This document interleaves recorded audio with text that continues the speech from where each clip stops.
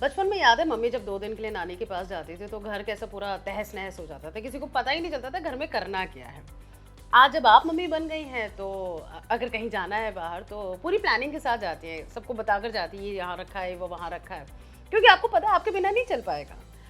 पर अगर मैं आपसे पूछूं, वो कौन से लोग हैं या वो कौन सी चीज़ें हैं जिनके बगैर आपका नहीं चल पाएगा? मतलब अगर ये ना हो या वो ना हो तो मेरी ज़िंदगी रुक जाएगी। ये सवाल अगर परेशान करता है तो परेशानी का सबब मुझे लगता है कहीं ना कहीं होगा पैसा, क्योंकि पैसा मैनेज करना शायद जितना कर सकती है उतना नहीं कर पाती। और ये बात चुभती है जी, और इसी चुभन के साथ अब तो ये तीसरा सीज़न है, एक बार फिर बिग एफएम लेकर आया है मैं भी फाइनेंस मिनिस्टर सीज़न 3। तो कल की अनहोनी के लिए कितनी तैयार हैं हम? ये बातें वैसे तो काफ़ी लोग सुनना भी नहीं चाहते हैं, बट ये है सच। आज वो समझेंगे हम, अपना पैसों से जो रिश्ता बदला है इतने सालों में उसे थोड़ा मजबूत करेंगे। और आई एम वेरी हैप्पी कि मेरे साथ इस वक्त हैं पूनम रोंगटा, ये सर्टिफाइड फाइनेंशियल प्लानर हैं।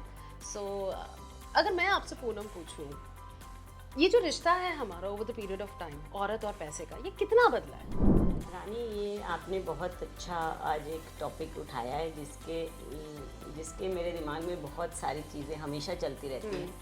सबसे पहली बात तो ये जो बार बार स्पेशली वुमेंस डे पे ये कहा जाता है औरतें ये नहीं कर सकती, स्पेशली फाइनेंस नहीं कर सकती, फलाना नहीं कर सकती, मुझे बिल्कुल पसंद नहीं। अच्छा, मतलब हम भी वैसे ये कहते हैं, but okay. I am a woman and I am handling about 200 odd families. तो कहाँ औरतें पीछे हैं? हमारी इंडस्ट्री में फंड मैनेजर्स वुमेन है। आपको पता होंगे नाम कितने सारे जो रोज़मर्रा में आप देखते हैं। आजकल तो इतना सोशल मीडिया से अवेयरनेस बढ़ी है। हमारी finance minister of course women है, इसलिए तो हमारे कैंपेन का नाम ये है। या उसके बाद स्पोर्ट्स में ले लीजिए, कहाँ पीछे, मतलब वुमेन कहीं भी पीछे नहीं है। पर ये जो बार बार मुद्दा आ रहा है कि वुमेन नहीं करती, तो मैं ये बात को बिल्कुल नहीं मानती हूँ। करती नहीं है ऐसा नहीं है।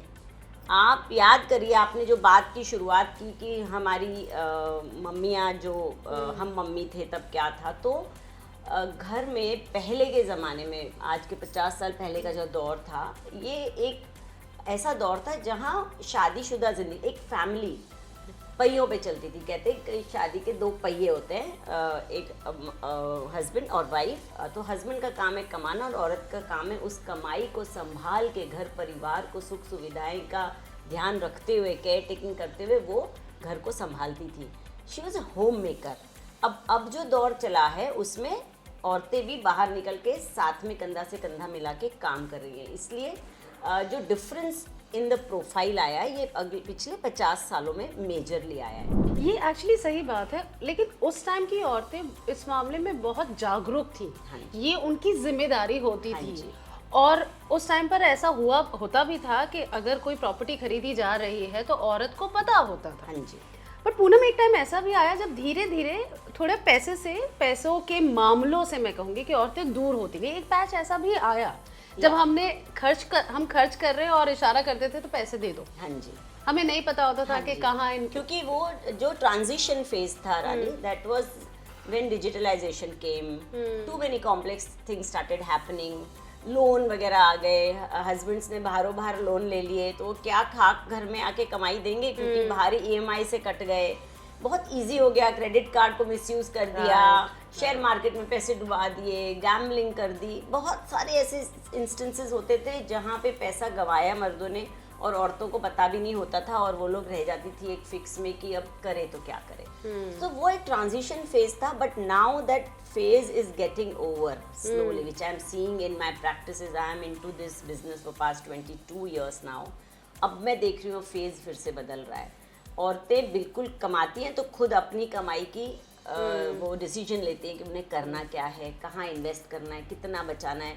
बहुत ऐसी फैमिलीज हमने देखी हैं जहाँ उन लोग का एक क्लियर कट बाइफिकेशन है कि हस्बैंड के पैसे से घर खर्च चलेगा और वाइफ के पैसे सारे इन्वेस्ट होंगे। That kind of arrangements are also there. हाँ वही, क्योंकि ऐसा कुछ नहीं है कि नया आप करेंगी। सेविंग्स, बजटिंग आपसे अच्छा तो कोई कर ही नहीं सकता। Absolutely. एक साथ 4 चीजें करने का हुनर हमारे पास ही है। मल्टीटास्किंग वुमन का हाँ खाली। पर हमने बस उसको कहीं ऐसा खुद ही से दबा दिया।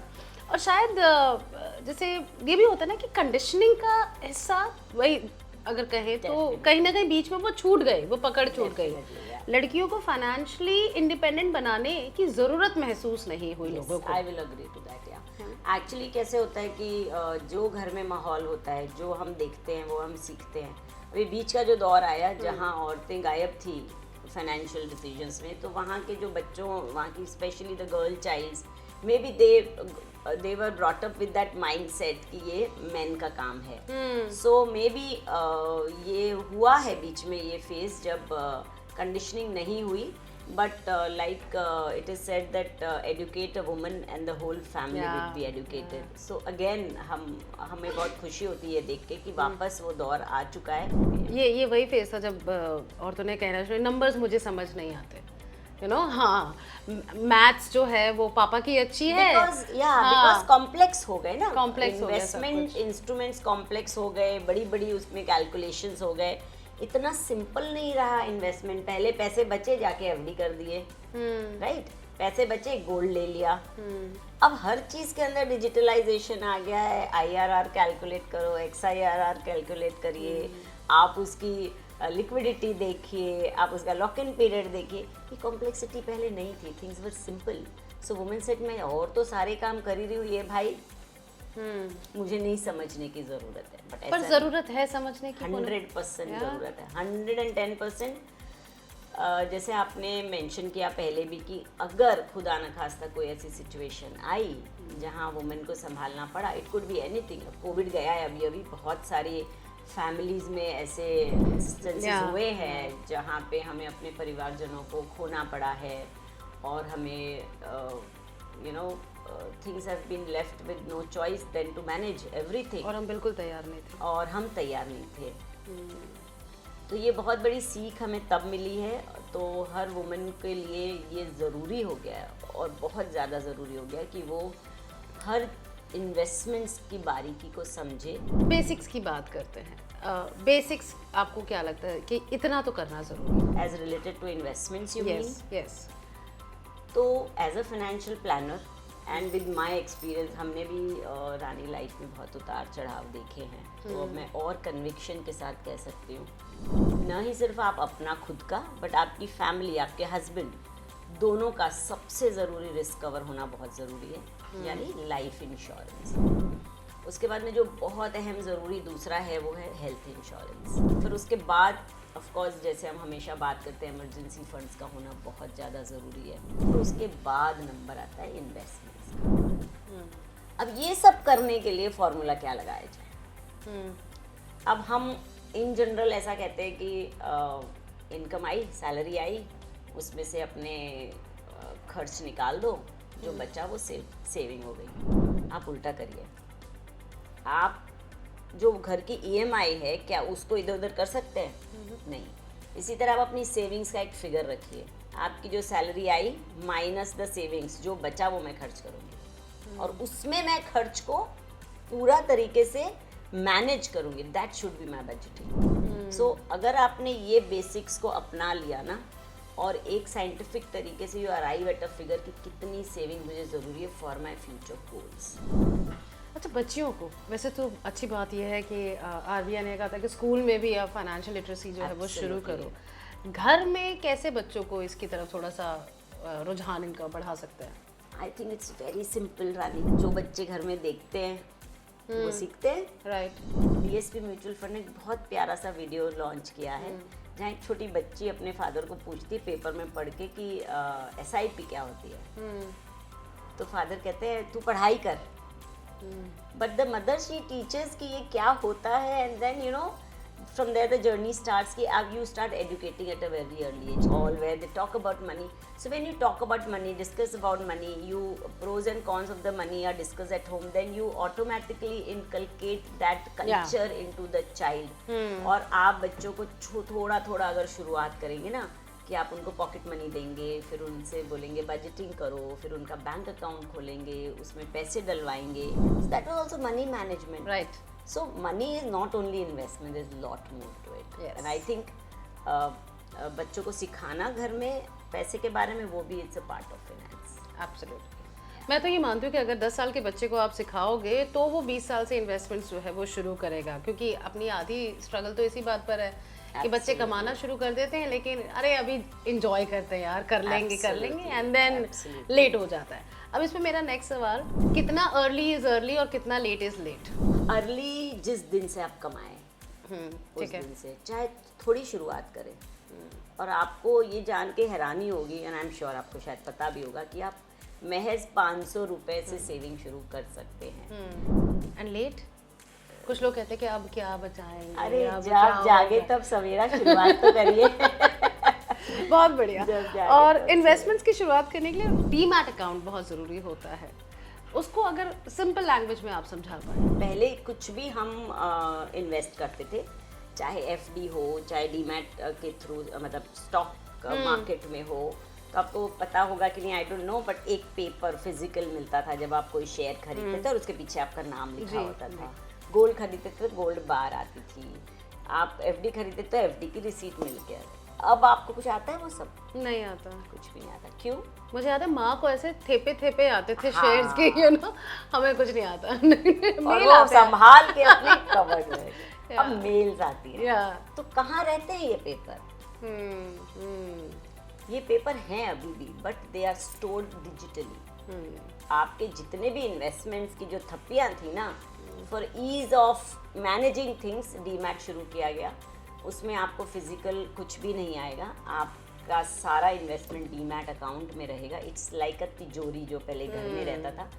और ये करने से बहुत फ़ायदे हुए, ताकि ईज़ ऑफ ट्रांजैक्शन. पहले आपने एक अगर शेयर खरीदा तो ब्रोकर आपको वो फिजिकल शेयर के पीछे नाम आपका लिखता था. जब आपने बेचना होता था तो आपसे वो लेके जाके दूसरा जिसने खरीदा उसका नाम लिख के उसको देता था. तो it was a process which involve a lot of time. Now it happens in seconds. तो रीच बढ़ाने के लिए, इजी करने के लिए, सेफ्टी करने के लिए, सिक्योरिटी देने के लिए ये डीमैट अकाउंट की जो पद्धति वो शुरू करी गई. It's basically digitalisation of storing your financial instruments के जो भी सर्टिफिकेट्स हैं वो, plus trading, you know, transactions and all of that. Last में आपका मैसेज क्या होगा? वैसे तो पूरा कॉन्वर्सेशन ही मैसेज ही था बट फिर भी चंद शब्द. तो message on specially about women and financial planning is कि don't think yourself that you are weak in anything. आप सब कुछ कर सकते हैं, बस करने, बाहर निकल के करने जाने की राह है. बट मुझे ऐसा लगता है बहुत ज़रूरी है टेक हेल्प ऑफ प्रोफेशनल. जैसे आप हर चीज़ के लिए प्रोफेशनल के पास जाते हो, वैसे अपने फाइनेंस मैनेज करने के लिए एक फाइनेंशियल एक्सपर्ट की हेल्प लें. आपको जो पसंद आए आप उसमें, जिसमें आप सेफ एंड सिक्योर्ड फील करें. बिकॉज हमें पैनिक नहीं चाहिए बाद में कि अरे मेरा पैसा डूब गया तो. सो आप अपने रिस्क को कैलकुलेट करें और बहुत साइंटिफिकली अपनी फाइनेंशियल प्लानिंग को के साथ साथ चलते हुए, क्योंकि जैसे जैसे एज बढ़ती है, आपकी रिस्पॉन्सिबिलिटी बढ़ती है, साथ ही इनकम बढ़ती है, तो it can't be a one time thing. Every year you have to keep on reviewing it and make changes as necessary, because inflation एक बहुत बड़ा डेमन है. डेप्रिसिएशन हो जाते हैं पैसे के इन्फ्लेशन के रहते हुए. तो ये सब ध्यान रखते हुए आपको प्लानिंग करनी चाहिए. Thank you so much Poonam. Thank you.